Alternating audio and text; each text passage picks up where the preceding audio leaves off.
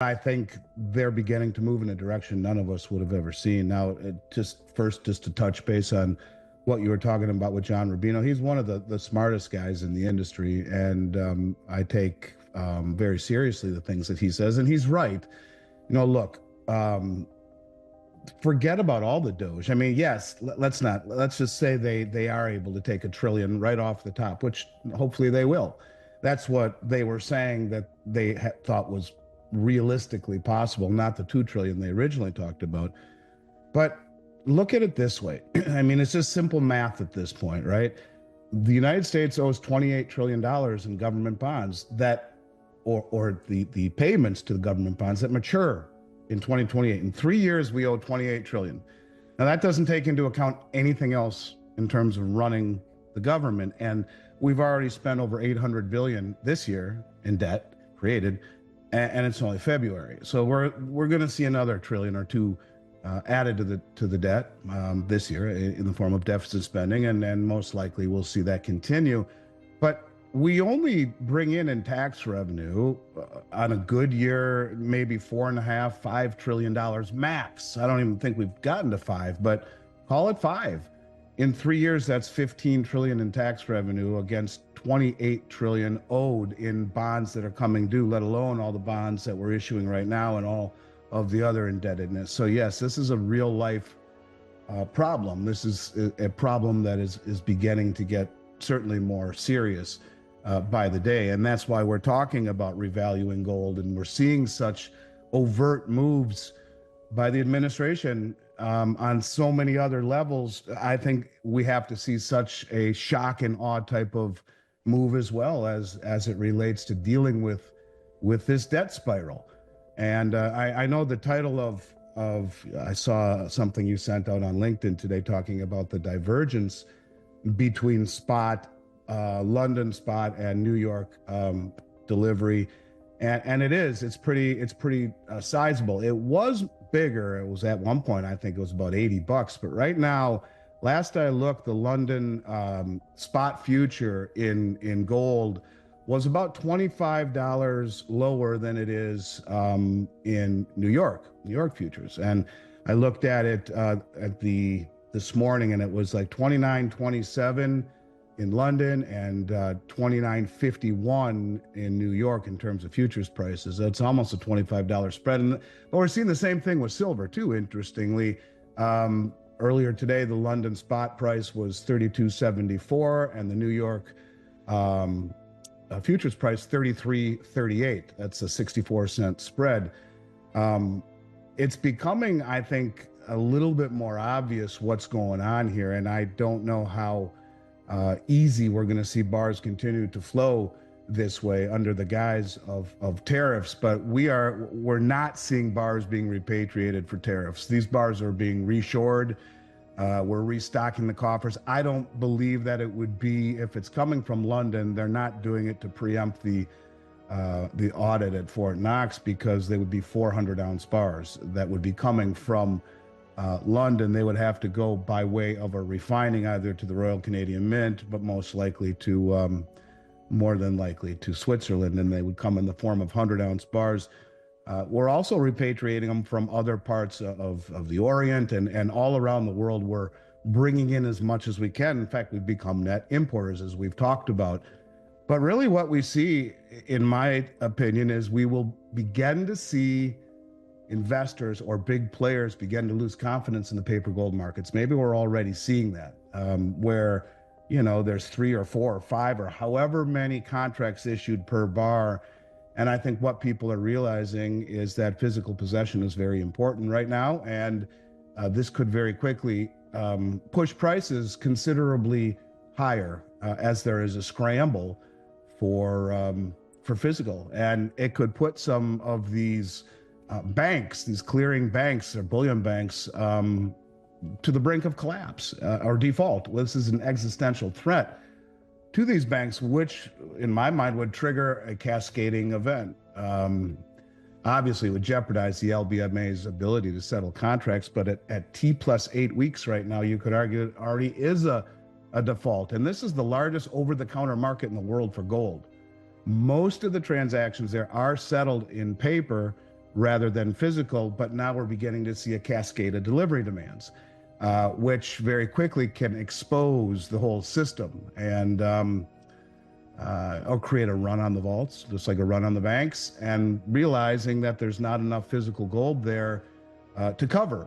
This has never happened before. We've talked about it on your show for 4 years, but never like this. It was that little by little thing. So is it something that is related to the Basel III Accord, which United States banks, I guess, are going to embrace in July, maybe, which allows them to, call it a tier one asset, at least in terms of their ability to borrow off it against an asset to borrow against with the Fed. I don't know. I don't think it's just that. I think it's something deeper, but whatever it is, it's beginning to really shake things up across the globe as it pertains to the physical gold market and the physical silver market. It hasn't spilled into our reality yet, but it will.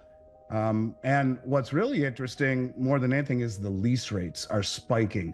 And the lease rates are what are used for players to borrow gold or lease gold in an interim if they don't have the gold that they're supposed to get. It's delayed. There's refining delays. There's supply chain delays. So they would borrow gold or borrow it from or lease it from a bullion bank, as an example. And usually it was just 20, 30 basis points to do so that they could use it to make their jewelry or their bars or whatever they need. They have a contract, let's say a 30-day contract to get that bar. They're paying, not much, might amount to 1% over the life of the contract, but then they get that bar that was delayed and give it back to the party they leased from. Well, these lease rates have spiked to 5, 6, 7% or higher. Same thing, you're seeing the exact same thing on SLV and GLD.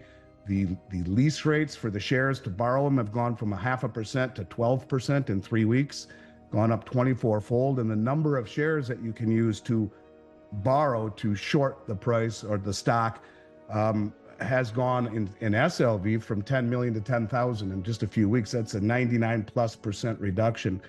So there's some very interesting things going on that might really lead to a greater price discovery of what gold and silver should actually be priced at, which none of us really know.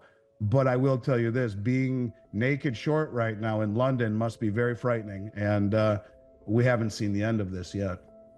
That's maybe the beginning of a reset. That's when the whole thing resets. And the systemic nature, you look at these bullion banks. Well, these bullion banks are the biggest commercial banks in the United States. You Bank of America, Citibank, JP. Could that be the beginning of a reset? I mean, what is the dollar really, but based upon the confidence of this country? Our treasuries based upon confidence. Everything is based upon confidence, really.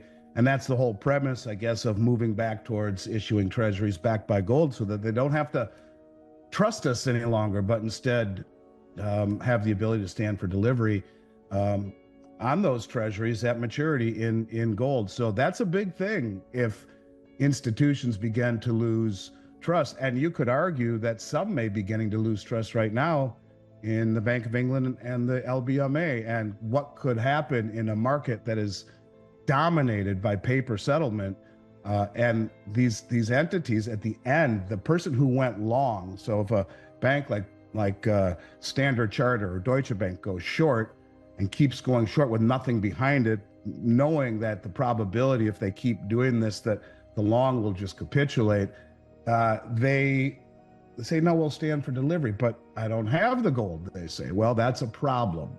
And the systemic nature of it all, where all these banks are connected. This is why evidently UBS had to bail out Credit Suisse, or would have brought down the entire matrix. So these banks are not just bullion banks. They're highly connected systemically through all different forms of derivatives through the whole ecosystem. Is it the beginning of some sort of an event, a blow up? I doubt it, but who knows? The whole system is, I think, frail to say the least. And but that's how serious it truly is. You see a failure to deliver or by one of these big banks, and it's a daisy chain, certainly to the metals market. But what does it mean to the other areas that these banks are invested in, to the bank itself, to the tax credit default swaps, rather, to the insurance industry that backs that up? The whole thing is has been layered and layered and layered through derivatives so deep, so intertwined that it's something that we probably don't want to find out. I mean, I could find out. I don't believe the exchange stabilization fund. I mean, it is opaque, and it is managed by the Department of Treasury, and it's very they don't really talk much about it. It operates very secretly, but its main goal is to stabilize the dollar relative to other currencies. I mean, I guess you could make an argument that that's if the world has lost confidence in the Treasury, uh, the U.S. Treasury bond, that would certainly wreak havoc on the value of the dollar. And it's ironic too, because if I'm not mistaken, I'm fairly certain that it was initially funded with $2 billion in gold loaned by the Federal Reserve.